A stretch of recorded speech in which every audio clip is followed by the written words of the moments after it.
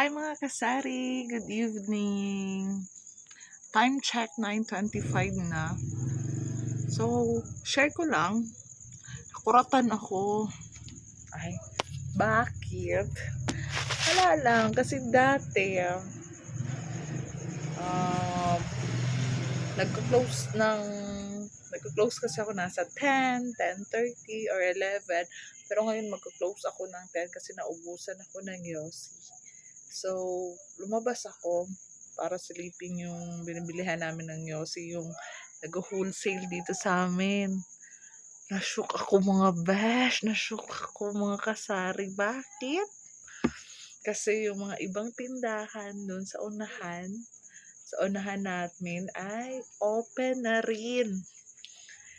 Dati, nagka-close sila 7:30 or 8. Ngayon mga kasari, update. Wala, okay naman. Wala lang, na-shock lang ako. So, by the way, tour ko na lang kayo dito. Yan yung labas natin, mga kasari. Ang itsura niya. Kaya na lang chichirya natin. O, may nakalagay ako dito, naka-indicate. Credit is good, but I need cash. Pambayad and rolling sa paninda trends. Pero ma-effect yan mga besh. At okay pa naman tayo dito, madami pa naman. So, yung ginawa kong gamis, ito na lang natira. Gawa ko ulit bukas. So, yan. Yan yung mga laruan. Na lang natira. Chichirya. Kaya pagsisilip ka dito, itong makikita mo kalat. Ito. Yan sa coffee. Shampoo ko wala na, nagkabungi-bungi na. Ito mabenta, wings. Tapos meron dun. Yan yung order ko kanina, dumating. Sa dun banda. Dito. Yan, meron na tayo mga chichirya dyan ha. Ganun ang itsura ng tindahan natin sa labas. Sa loob. Okay lang.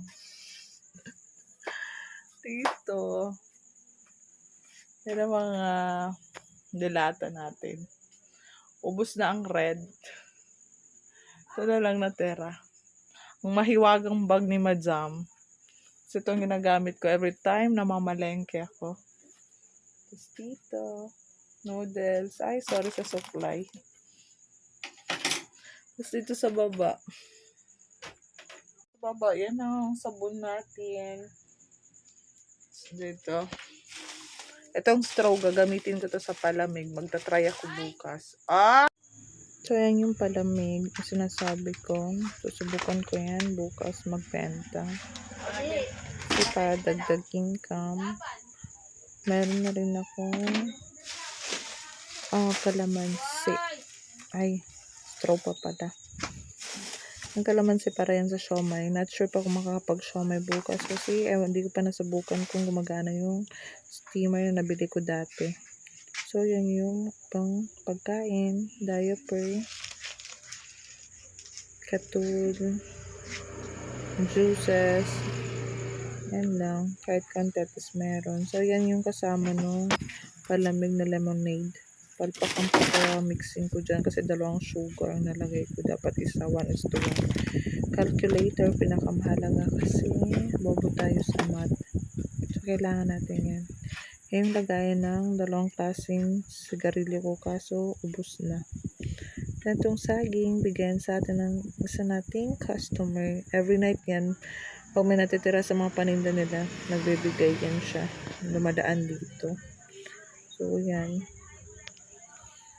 May mga nakanote pa dyan kung may utang, yung listang date at ang utang para sa oras ng bayaran. Hindi na mag-ask kung bakit ganun kalaki ang babayaran nila. Kasi ang iba, gapalag pa. Samantara sila rin naman ang kumuha. So, yan. Bahala sila dyan. Babaan sila. Yan na. So, thank you for watching. Thank